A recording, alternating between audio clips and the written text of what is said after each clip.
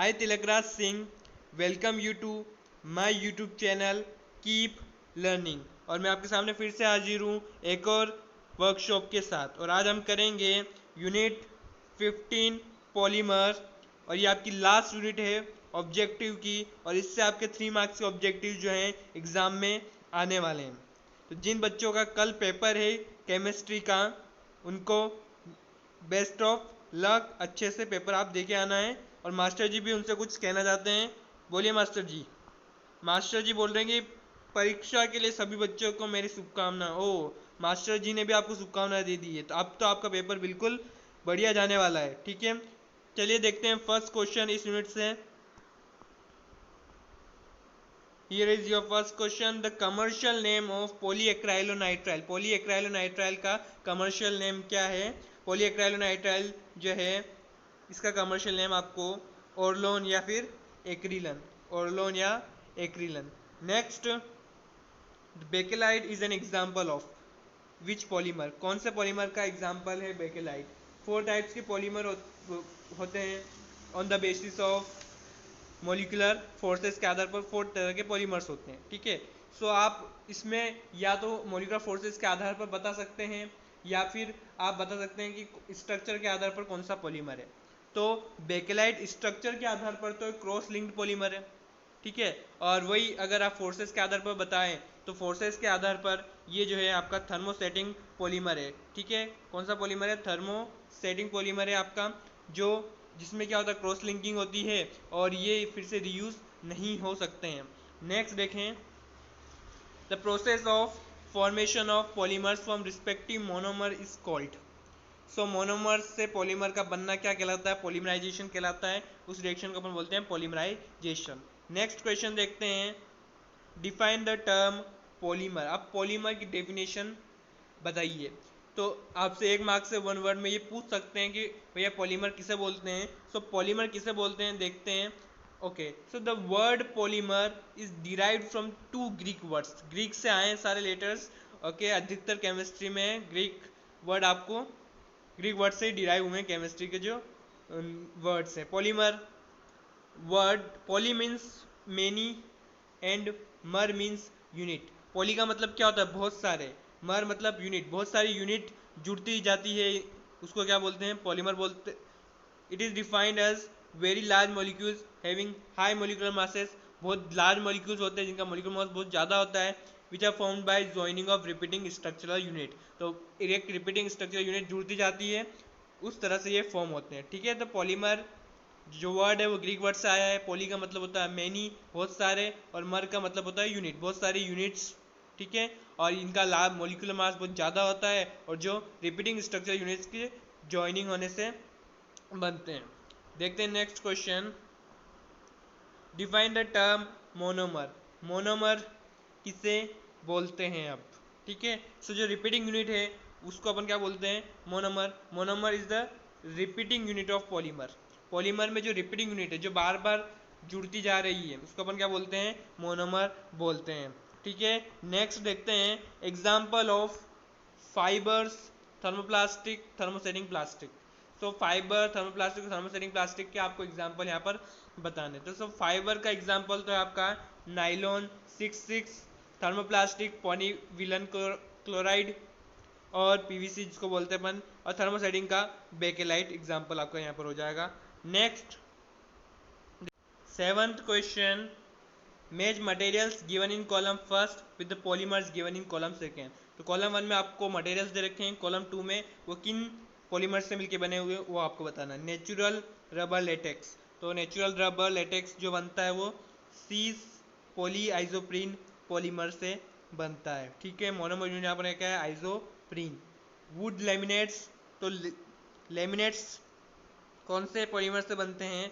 सो laminate जो हैं urea formaldehyde resin, urea और फॉर्मेल्डिहाइड का पॉलीमर होता है। Ropes and fibres, nylon, polyester fabric, Dacron, synthetic rubber is neoprene, unbreakable crockery, melamine, formaldehyde resins इस polymer से मिलके बने होते हैं। ठीक है, सो ये था आपका क्वेश्चन 7। नेक्स्ट क्वेश्चन देखते हैं,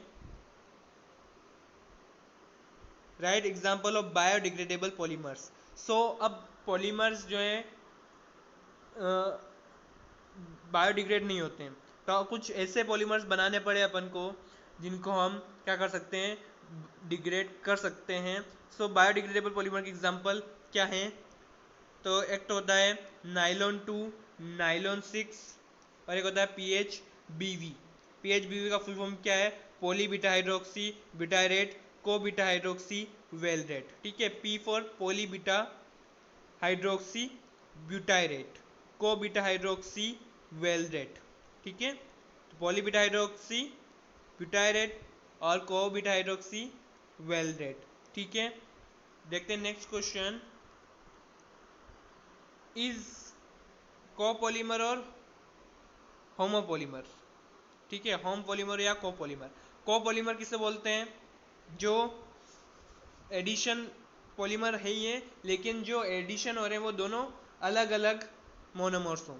और होमोपॉलीमर जिसमें दो सेम मोनोमर जुड़ के एडिशन होके क्या दे आपको, पॉलीमर दे। तो ये जो है एग्जांपल, ये स्टीरीन का एग्जांपल है और ये क्या है, homopolymer. It is homopolymer and the monomer from which it is obtain is styrene C6H5CH double bond CH2।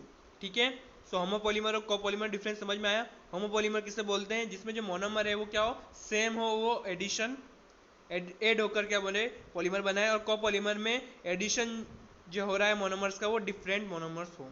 ठीक है, next 10th question, which of the following is not a semi synthetic polymer. इनमें से कौन semi synthetic polymer नहीं है। Semi synthetic polymer का मतलब यहाँ पर क्या है, जो आधा नेचर से मिले और आधा अपन कुछ सिंथेसाइज करें, मानव सिंथेसाइज करें, मैन सिंथेसाइज करें, उसको अपन क्या बोलते हैं, सेमी सिंथेटिक पॉलीमर बोलते हैं। तो सेल्यूलोस अपन को नेचर से मिलता है, नाइट्रेट। ठीक है, तो ये सेल्यूलोस नाइट्रेट क्या होगा, सेमी सिंथेटिक पॉलीमर। अपन ने इसमें कुछ चेंजेस करे और सेल्यूलोस नाइट्रेट इसको नया नाम दिया। सेल्यूलोस एसीटेट भी सेमी सिंथेटिक पॉलीमर है, वल्केनाइज्ड रबर भी सेमी सिंथेटिक पॉलीमर है। तो आंसर आपका यहाँ पर क्या होगा, cis polyisoprene is not a semi synthetic polymer. ठीक है, नेक्स्ट देखते हैं question number 11, match the polymers given in column first with their main application given in column second. Okay, column 1 में आपको पॉलीमर्स दे रखे हैं, कॉलम सेकंड में आपको बताना है कि वो किस पॉलीमराइजेशन से रिएक्शन से बने हैं। तो नाइलॉन 6 जो है क्या है, condensation polymerisation.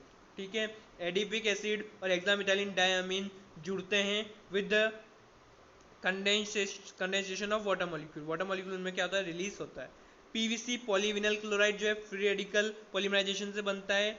HDP high density polythene जो है जिगलर नाटक कैटलिस्ट जो होता है वो पॉलीमराइजेशन से यहाँ पर इसका फॉर्मेशन होता है। ठीक है, next question number 12, match the polymers given in the column first with the type of linkage present in the given in the column second. तो कॉलम फर्स्ट में आपको पॉलीमर्स रखे हैं, कॉलम सेकेंड में वो किस लिंकेज से जुड़े हुए हैं वो आपको बताना है।